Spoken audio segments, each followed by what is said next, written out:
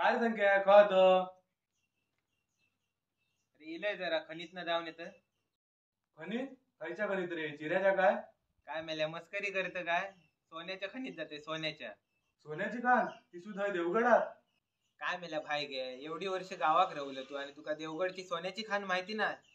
चल माझ्या बरोबर तुका दाखवून आणते सोन्याची खान. हा थांबता मिलय.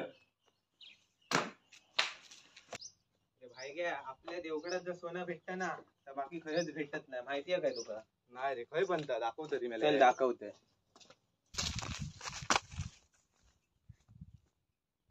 ही बघ भाई गे, देवगडची सोन्याची खान.